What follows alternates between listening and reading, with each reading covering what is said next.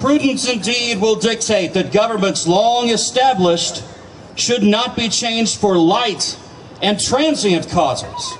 And accordingly, all experience has shown that mankind are more disposed to suffer, while evils are sufferable, than to right themselves by abolishing the forms to which they are accustomed. But when a long train of abuses and usurpations, pursuing invariably the same object, evinces a design to reduce them under absolute despotism, it is their right, it is their duty to throw off such governments and to provide new guards for their future security. Such has been the patient sufferance of these colonies, and such is now the necessity which constrains them to alter their former systems of government. Ladies and gentlemen, I want to welcome to the stage a local business owner and a member of the Tea Party, and in the eyes of God, in our declaration, my twin brother, Toby Pedford.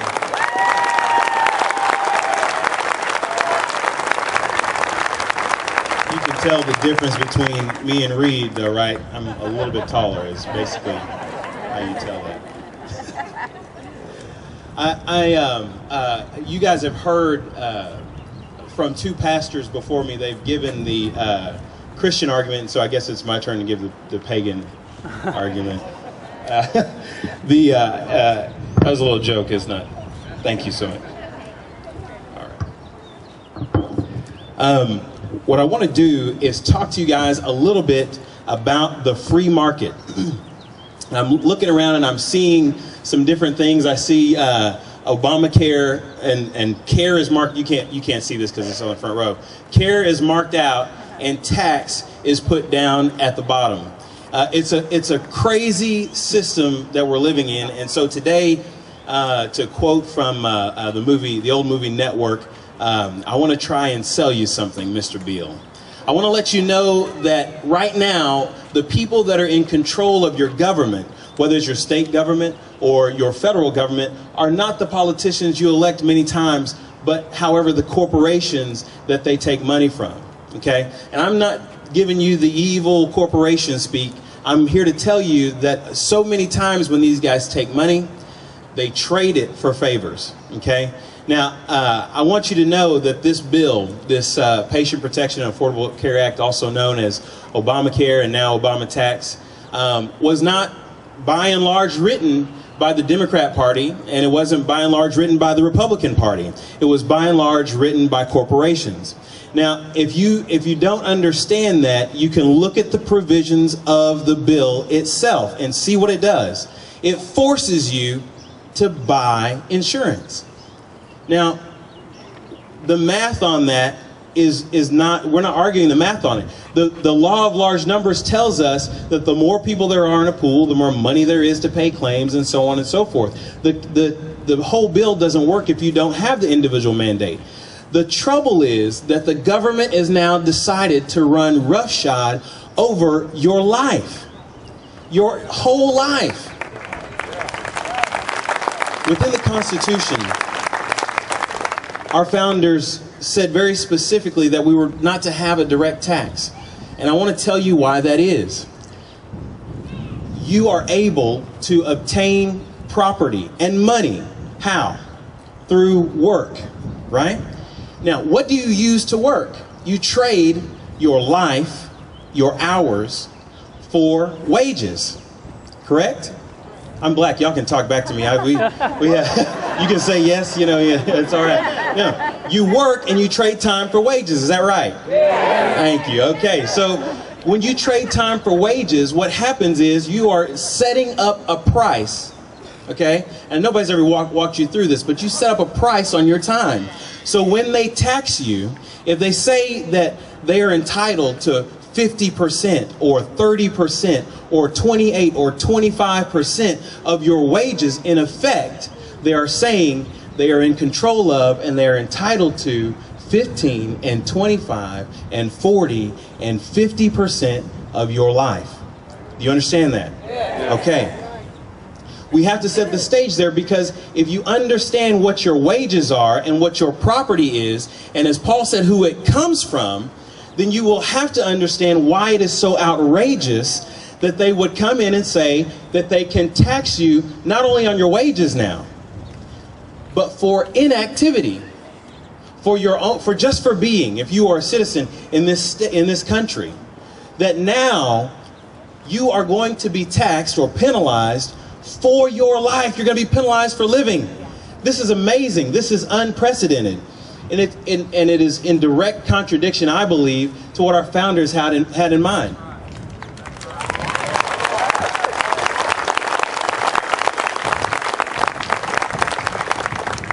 I want to read to you a little bit from a guy who I believe is one of the greatest economic minds of the generation before mine, a guy named Murray Rothbard, who I believe was best able to define what a free market is. And he said, the free market is a summary term for an array of exchanges that take place in society. Each exchange is undertaken as a voluntary agreement between two people or between groups of people. Thus, when I buy a newspaper from a news dealer for 50 cents, that news dealer and I exchange two commodities.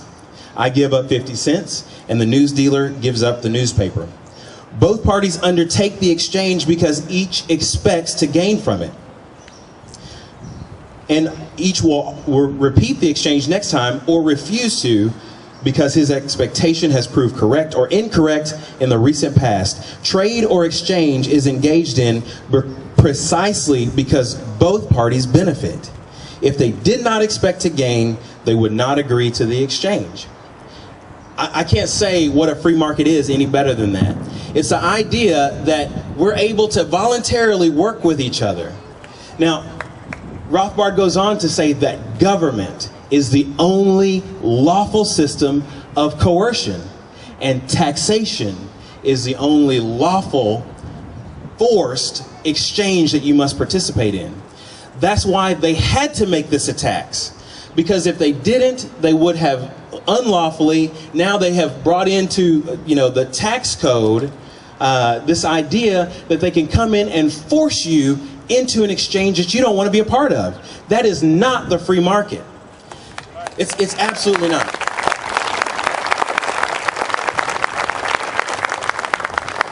The only place, and Richard Engel is here, and if you guys ever get a chance to go to an OPEC meeting, and I don't want to give away the answer for some of the legislators that are here that get interviewed.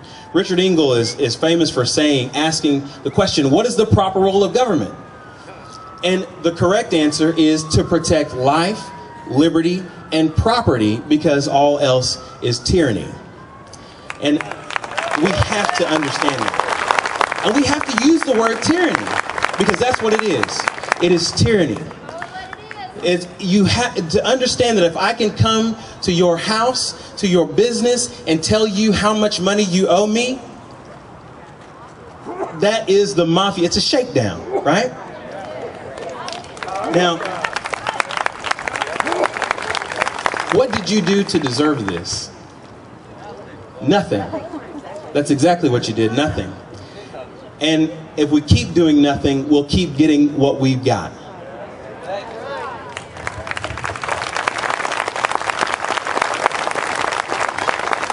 I want to tell you very quickly, because my time is short, I want to tell you very quickly that what this bill regulates is a system called major medical insurance, okay?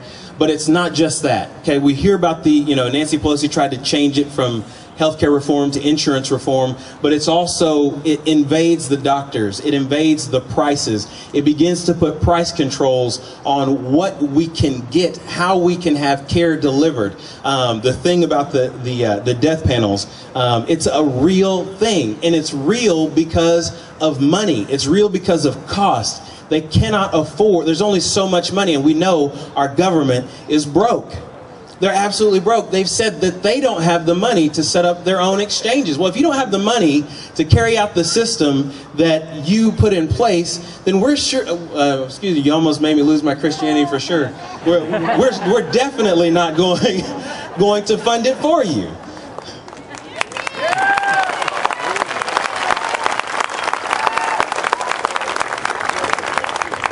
Now, there's a couple of important things we need to understand, and that is that the market has answers.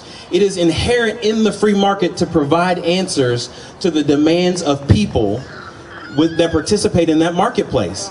And if you don't know that the insurance companies and the doctors and the hospitals and everybody that's responsible for delivering money and delivering care have been under the thumb of your government for a long time, you need to wake up.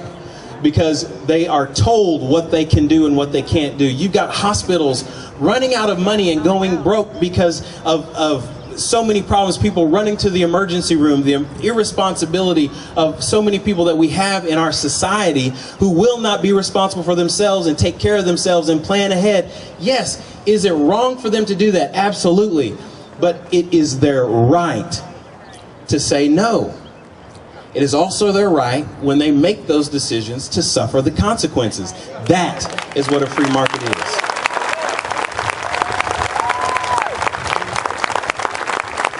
Maybe more importantly, Obamacare establishes a ceiling. It's not just about healthcare. It establishes a ceiling, an income ceiling. And if you start approaching the ceiling, they will begin to tax you at outrageous amounts. There's new Medicare taxes, there's new surtaxes, there's new capital gains taxes. So I want to encourage you, if you will, do you want Oklahoma to be the freest state in the union? Do you want us to fight this bill? Do you want us to stop it right here? Then join me in this fight to stop Obamacare here in this great state of Oklahoma. Let's assert our sovereignty. Thank you so much.